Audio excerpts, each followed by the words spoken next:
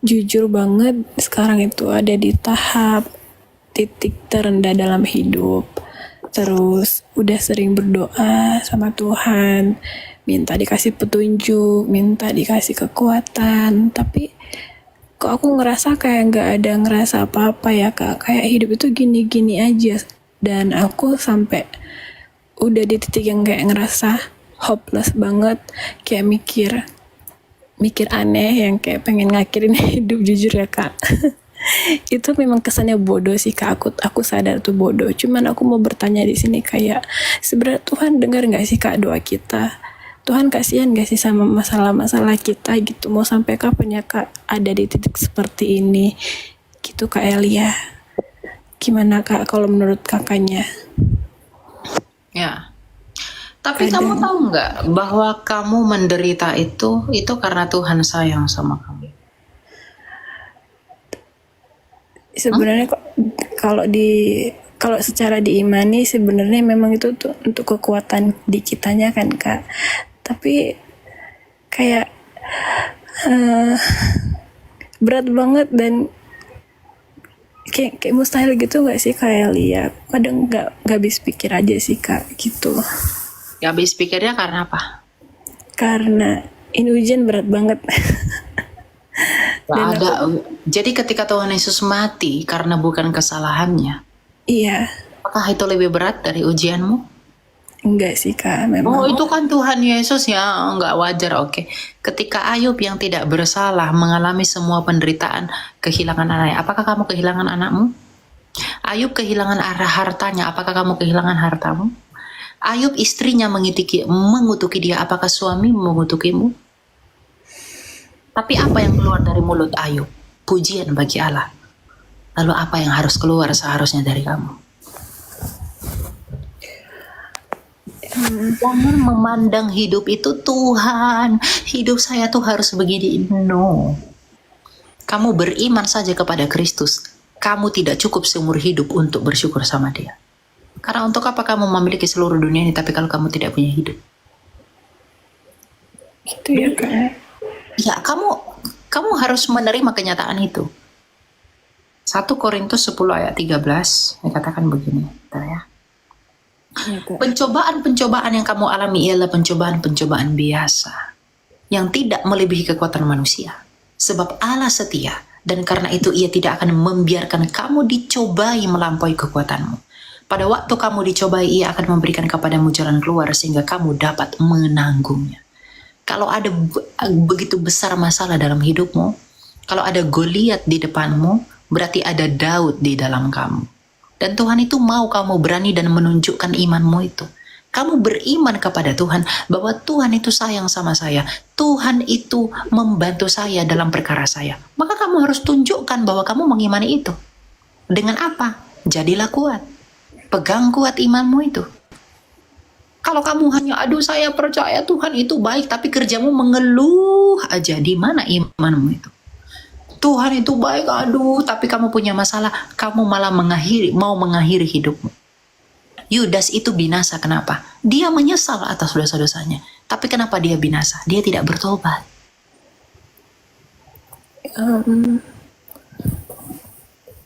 Gitu ya Jadi, kayak ya, jadi pencobaan yang kamu alami itu tidak pernah Tuhan izinkan kalau Tuhan tahu kamu tidak akan sanggup mengemban itu.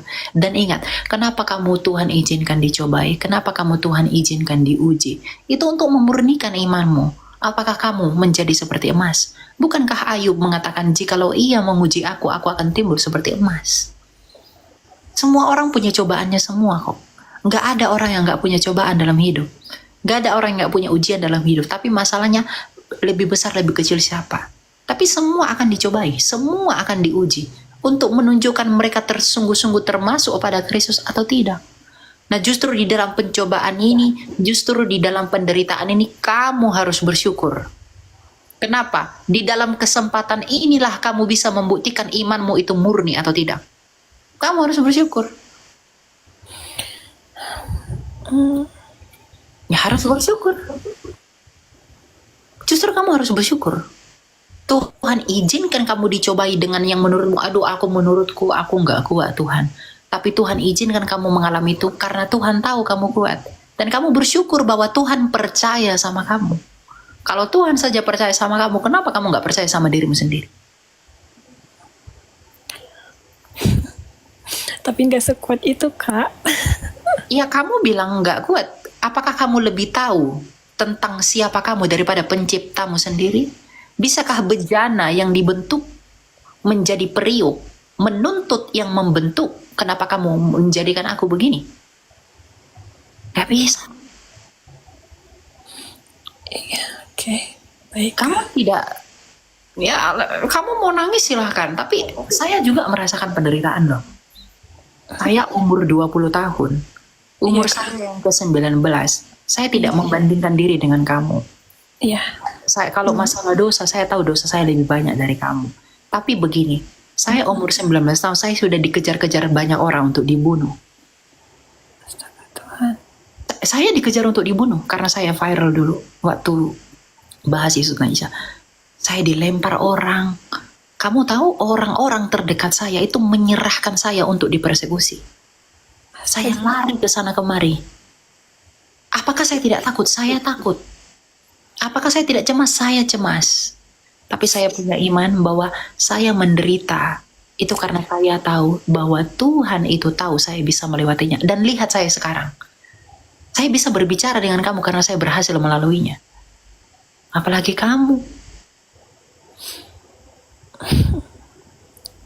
Gitu loh. Kalau saya bisa berbicara dengan kamu, itu adalah bukti bahwa Tuhan mengasihi semua orang yang mengandalkan Dia.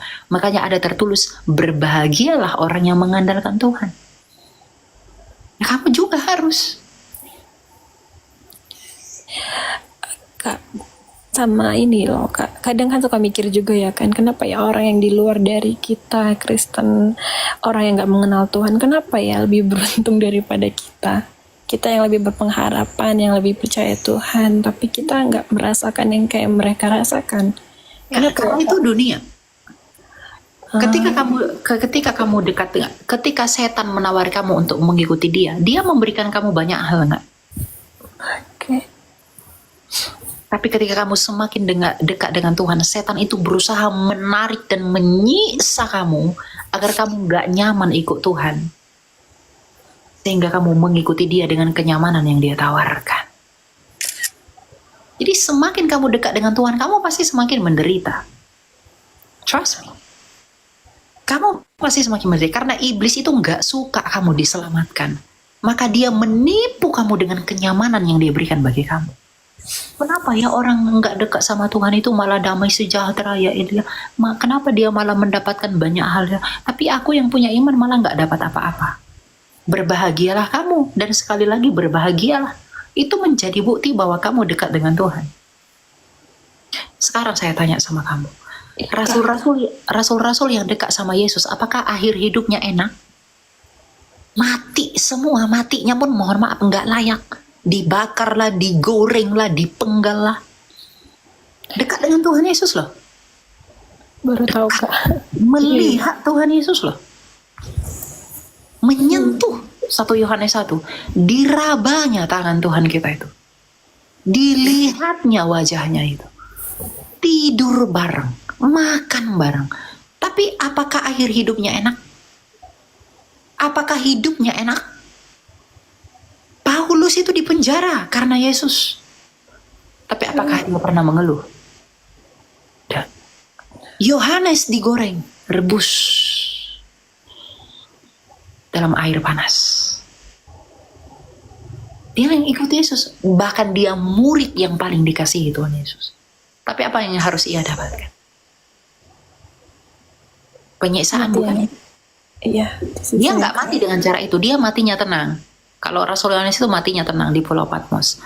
Akhir hidupnya sana. Makanya ada makamnya di Turki. Cuma dia Rasul yang makamnya tenang. Matinya tenang. Tapi yang lain yang ikut Yesus, Petrus yang paling berapi-api, bagaimana akhir hidupnya? Disalibkan dia? Iya. Jadi jangan lihat kenyamanan dunia ini sebagai indikator kamu diberkati atau tidak. Tapi lihatlah iman yang sebesar biji sesawi di dalam hatimu. ketika dunia ini menyiksamu, ketika iblis ini menimpalimu dengan pencobaan agar kamu menyangkali Allahmu itu, tapi kamu tetap bersyukur sama Tuhan, maka akan terjadi seperti yang pada Ayub. Meskipun Ayub ditimpali pencobaan yang luar biasa, tapi mulut dan hatinya tetap bersyukur sama Tuhan. Apa yang Tuhan lakukan sama dia? Dia pulihkan berkali-kali lipat. Aku juga udah ngelakuin itu kok Kak. Udah Ya, sih. tinggal tunggu aja waktunya. Kamu nanti baca Pengkhotbah 3 ayat 1. Pengkhotbah 3:1 ya Kak ya. Kita baca ya. Ya isinya gimana ya Kak? Kamu tinggal tunggu waktunya aja. Nih, Pengkhotbah 3 ayat 1. Untuk segala sesuatu ada masanya.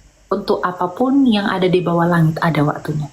Ada waktu untuk lahir, ada waktu untuk meninggal. Ada waktu menanam, ada waktu mencabut yang ditanam. Ada waktu membunuh, ada waktu menyembuhkan.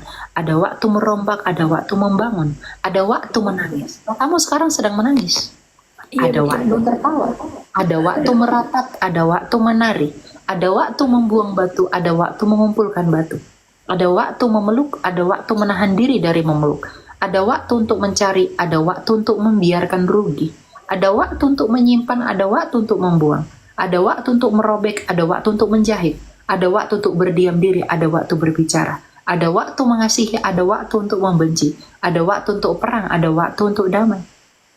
Apakah untung pekerja dari yang dikerjakannya dengan berjerih payah? Aku telah melihat pekerjaan yang diberikan Allah kepada anak-anak manusia untuk melelahkan dirinya. Ia membuat segala sesuatu indah pada waktunya. Bahkan ia memberikan kekekalan dalam hati mereka, tetapi manusia tidak dapat menyelami pekerjaan yang dilakukan Allah dari awal sampai akhir. Jadi harus sabar sampai. Harus sabar. Kamu tunggu waktunya. Semuanya akan indah pada waktunya.